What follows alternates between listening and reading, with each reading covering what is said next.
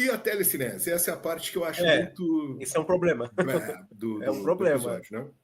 Os poderes telecinéticos aparentes de Ares nunca seriam usados por outro Vorta. Só aparece nesse episódio, nunca mais. Nunca é Esqueceu, explicado né? também.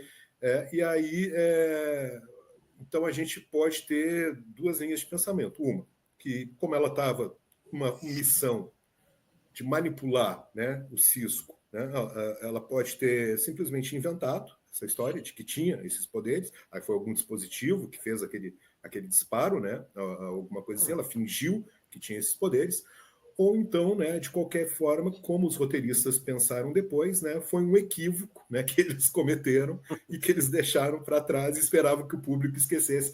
Olha só, Irene Steven Behr, Robert Whitworth, não esquecemos, estamos aqui 30 anos depois falando da maldita telecinese da Ares, né? Não é luz, que a gente podia argumentar que não, é um efeito de luz, porque ela é uma personagem que está ali para enganar eles. Não, mas ela bate no Cisco. Sim, ela, é a cena que ela consegue derrubá-lo. E o Cisco sente o impacto, ele sente dor sim, ali. Sim, então, tá ali, não é luz aquilo ali. Aquilo realmente é uma coisa... Tá ali, é uma energia, tá ali. Mas tem o pulso, olha só, o pé no pulso eletromagnético, ele faz isso. Você pode ter um pequeno dispositivo, ele vai emitir uma luz para criar um efeito assim, e é um pulso que ela lá. É isso, eles têm um dispositivo. Eu acho que daí aí fica a critério do fã escolher, né? Pensar, olha, não foi um engodo, foi explicado, né, da parte dela, ou então realmente foi uma coisa que eles fizeram e, isso aí não tem nada a ver, vamos esquecer, vamos torcer para que as pessoas esqueçam também, né? Mas, claro, que as pessoas não esqueceram nunca, né? E é muito interessante porque depois a gente vai ver que realmente os Vorta, daí com todo o desenvolvimento que se dá para eles, né? Eles são cientistas, né? Uma coisa boba, não precisava disso, isso era uma bobagem mesmo, né? Ainda bem que eles são intelectuais, né? Eles são intelectuais, cientistas, diplomatas do ponto diplomatas, né? Muita aspas aí, né? Diplomatas do ponto de vista do domínio e tal. Então, porque a força está no Genradar, né? A força, os músculos, a porrada, a arma, né? Tá no Genradar. E os Vortas são aqueles que levam a palavra do domínio, né? Porque eles acreditam que o domínio são os deuses, né? Eles levam quase como uma ordem religiosa ali. Exatamente, dá para fazer até essa leitura, né, de quase como pastores, né? Porque eles que distribuem o sacramento do Ketracel White para os Genradar, né? Que é a droga que os Genradar usam e ele faz uma cerimônia, né? Quando distribui, né, como se fosse uma hóstia, quase uma hóstia, né? Exatamente. É muito interessante pegar esse ponto aí.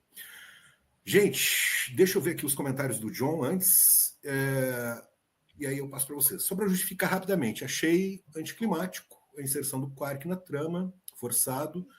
Não acho, discordo completamente. Não trouxe essa tensão que o Epídios Maquis teve, né? O Quark está ali justamente para fazer esse trabalho de mostrar que a Federação também não é essa beleza toda, a história da humanidade, né? Tem muitos defeitos. Se pega o Genradar com plot de introdução dos Maquis, seria cinema para mim. A segunda metade da segunda temporada é muito boa e concisa. Achei o final banho de água fria nas expectativas criadas. Ok. Cada um aí com os seus problemas, né, John? Deixa eu pegar aqui. O Silvio passar para os alunos dele a abertura da Enterprise é sacanagem. Parece comercial de Marlboro. Pô, Silvio, olha aí. Te defende, Silvio. Te defende. Não. Eu passo porque... Defende coleguinha, defende coleguinha. Não, a ideia eu acho tão bonito. A ideia de você pegar lá desde os gregos, a ideia é que todas são Enterprise, né? Todas as naves são Enterprise. Então pega lá os barquinhos ali, começa com os gregos, aí dos gregos vai para os persas, depois vai para a Idade Média, acho que tem uma parte que parece os vikings também. Aí vai a Enterprise, que é aquela nave Enterprise, se não me engano, acho que era uma nave inglesa ou holandesa, uma coisa assim, a original, a que existiu de verdade, né? Depois vira um avião, aí vem a Primeira, Segunda Guerra Mundial, depois vem o ônibus espacial, e a próxima já é ficção científica, né? Já vai para as naves do espaço. Eu acho tão legal, acho tão bonito aquela abertura. Bem. Viu, John tem razão. Se fosse aluno do Silvio, tu ia, né, ter uma aula aí. Eu acho que tu tá indo por uma linha incorreta. Apesar de eu também detestar aquela abertura, mas, né, com propósitos pedagógicos é muito interessante. Viu? Telecinese, justificada a nota 3. Pô, né, tudo que tem de bom nesse episódio vai dar uma nota baixa pela telecinese da Ares, né? Aí não dá. E aí, Marcelo, algum comentário sobre o que o pessoal da produção falou? Eu sei lá. essas coisas eu entendi, mas um dos pontos baixos do episódio, para mim, foi justamente essa facilidade de destruir a Odyssey, né? A Odyssey. Sim. Eu achei assim meio fora meio que quebrou a mitologia da saga, sabe, da franquia. Me surpreendeu negativamente, sabe? Entendi.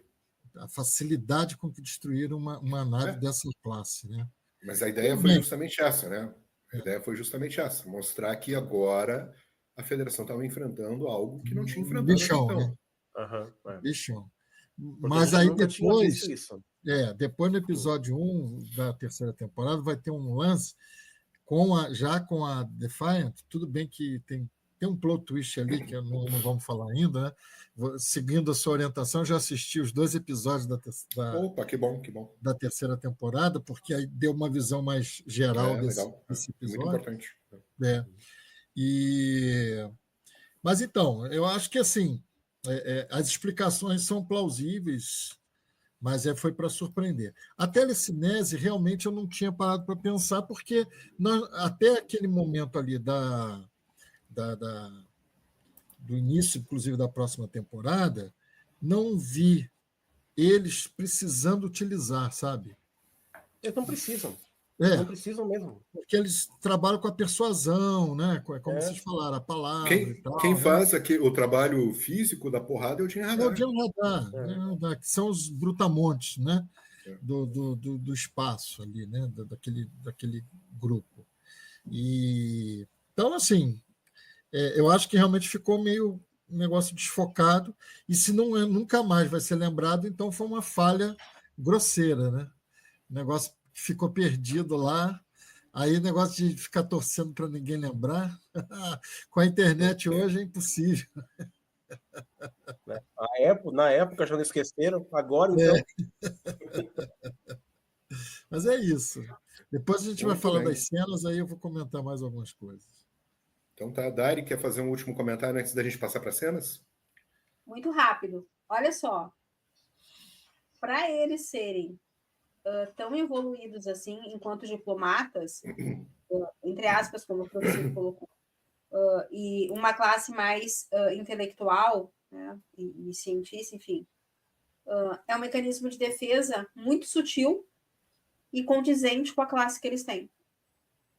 Porque você não usa força física, não usa força bruta. Você emite aquela radiação e fica aquele pulso eletromagnético em caso de defesa. Até os diplomatas precisam ter um tipo de defesa física. A gente não sabe exatamente como eles... Eu até o momento, não sei exatamente a que ponto evoluiu a espécie deles, se foram alterados geneticamente ou não, se foram criados nesse sentido ou não pelos fundadores... Mas eu acredito que possa sim ser um tipo de pulso eletromagnético, seja mecânico ou não, mas é um mecanismo de defesa de um diplomata. Ele está chegando ali, ele tem que escapar de alguma maneira. E esse é muito sutil, muito refinado, muito elegante, condizente com a função deles. Né? Então, pode sim. Né? Mas se nunca mais apareceu, é porque nunca mais foi necessário ser utilizado. Mas é outra linha, né, de pensamento. Né? Nunca mais precisaram usar.